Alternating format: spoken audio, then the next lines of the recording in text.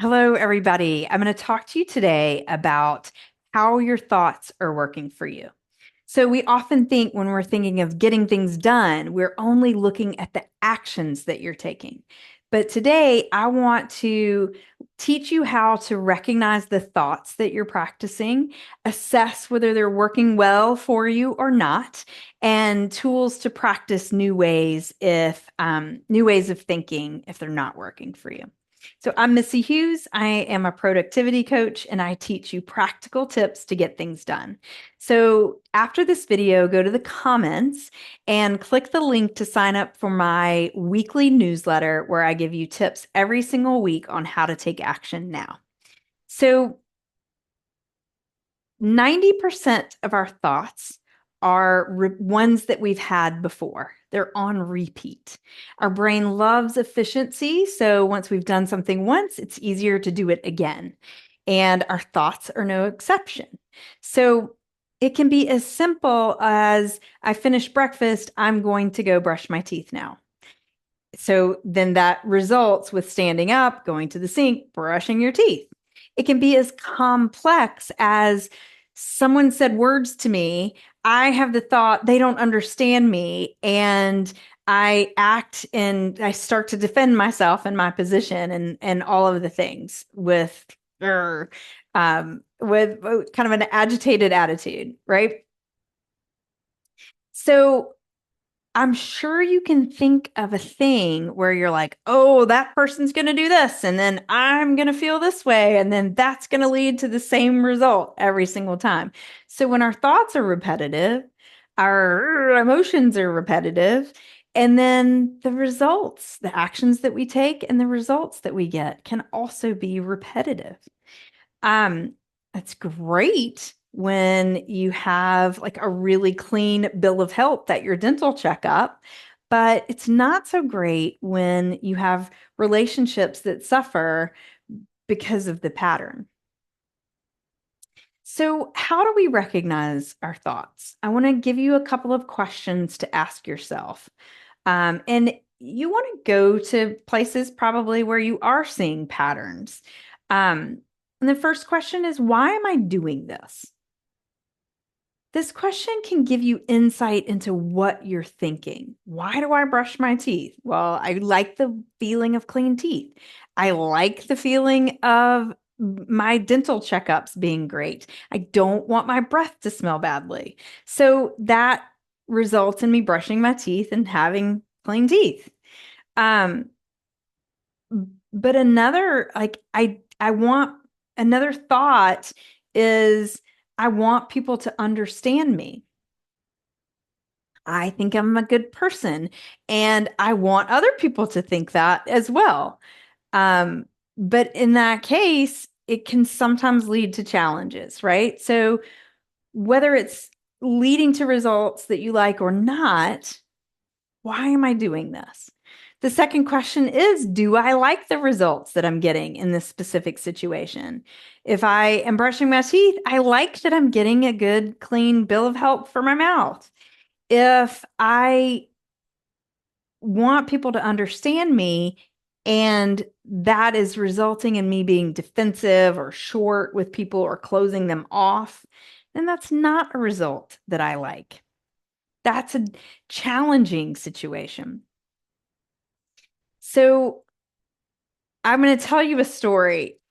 I eat a lot of kale, and I didn't realize this, but it was kind of a running joke in my family about this kale that I eat, that I'm like unnaturally obsessed with kale, and that seems to be a problem. So I didn't realize it until I realized it. And there was like this joke about kale that I didn't really understand. And then I got really defensive and I was like, oh, well, then I'm like start criticizing from that place of defensiveness. Um, so there was a point, the result I was creating was dreading the holidays because I didn't want to be criticized for my food choices. Well, love the clean bill of health for my mouth. Don't love dreading something that is, supposed to be the most wonderful time of the year, right? And so I don't want to dread being around people I love because I love them. But my thought that I want them to understand me was holding me back from that. That's not a result I want. The third question that you can ask yourself is, how am I feeling? Do I feel proud or accomplished or curious? These feelings come from thoughts like, I did a good job. I like how that went. I can't wait to see what's going to happen here. Or do you feel thoughts that are more uncomfortable, like I feel criticized, or I feel judged, or I feel unsure? Those feelings come from thoughts like, I did it wrong, or this should be different than it is, or I don't know what to do, and I never will. I want to clarify here, you're going to have uncomfortable thoughts, and they're just fine to be there. There are plenty of times where we feel these really tough emotions, and we wouldn't want to feel a single other way. So, if we have the loss of a loved one or a loss of a pet, and you feel sad and you're thinking, it's going to be so hard to not have them as part of my daily life.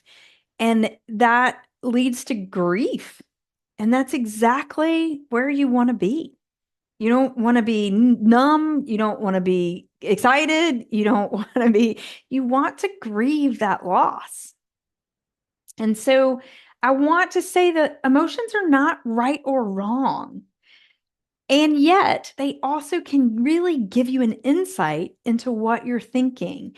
And then you get to, with that realization, you get to assess and kind of decide, is that something that is serving me, or is it not something that's serving me?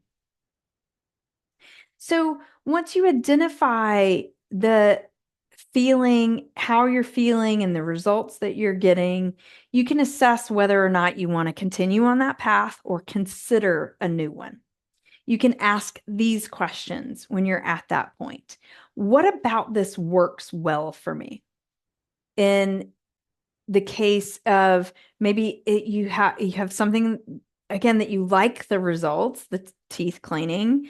I like the way I attach brushing my teeth to the finish of a meal. How can I do that with other things that I want to add to my life? What can I, if I want to read for 5 minutes a day, what can I attach that to that I'm already doing that'll make it a natural next thing? But maybe there are results that you don't like, and you want to sort of understand what's happening with them deeper. So, what's working well for me in that situation? Well, in the situation of the kale, I stood up for myself. Now, the way I did it was defensively, but it is a good thing that I stand my ground and that I own my decisions and that I can share them. Don't like the way I share them and the results that I'm getting. So I can assess that me thinking that people don't understand me isn't really serving me because it's not helping me get to a better place with them. It's closing me off from them. So the next question that I want to offer is, what would be the ideal outcome of this scenario? Don't try to change the scenario. You're in the scenario where something happens that in the past has caused this thought, that in the past has caused this action, that in the past has caused this result. You're not changing the scenario. You're considering a different way of thinking that might give you a different feeling and might lead you to different actions. So maybe I can consider a world where my family's comments don't mean anything about me. It just indicates they have different food preferences than I do. That doesn't lead to defensiveness. You like a squishy pillow, I like a hard one, whatever. Who cares? Nobody's getting mad about that, right? So, can I consider a different scenario that doesn't make me feel misunderstood or defensive or closed off? So once you've assessed whether okay, this is working for me or it's not, then we can practice something that opens up a new path. So if you like what's happening, keep going. If you don't like what's happening, use these questions to help you get to a different path. So when you're calm, when you're not in a stressful situation, you can dream up the best case scenario. You can start with a couple of sentences that get you going. So number one is, I'm afraid of. Allow your fear to be seen. Recognize it, identify it, let it be there. I'm afraid of. I'm afraid that my harshness with my harshness with my family when I feel misunderstood.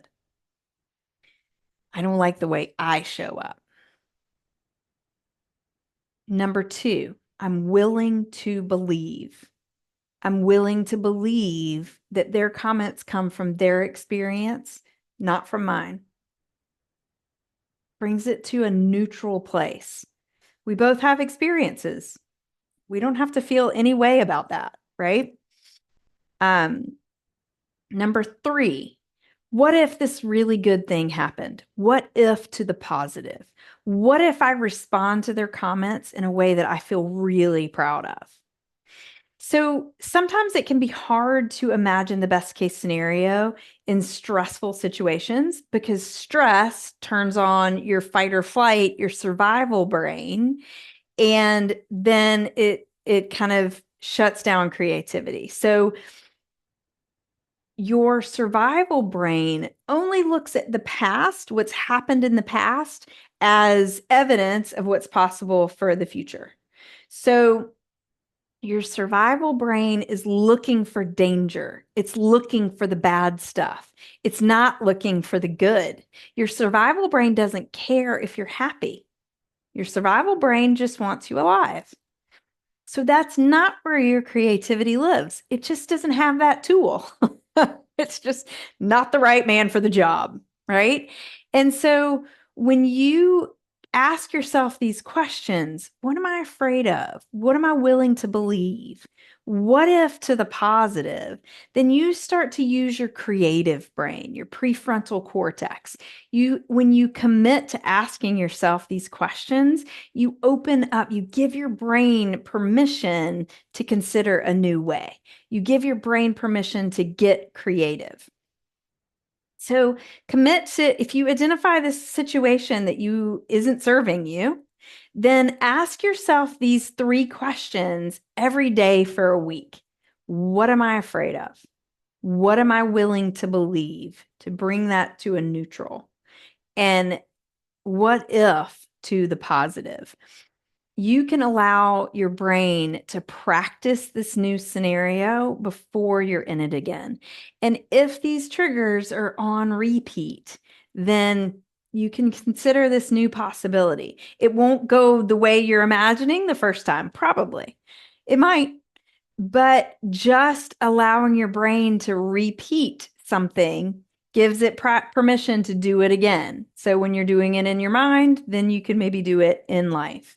So I hope this is helpful in kind of questioning your thoughts a little bit, starting to challenge them, starting to challenge the way it's always gone so that you can create a new way it's going to go.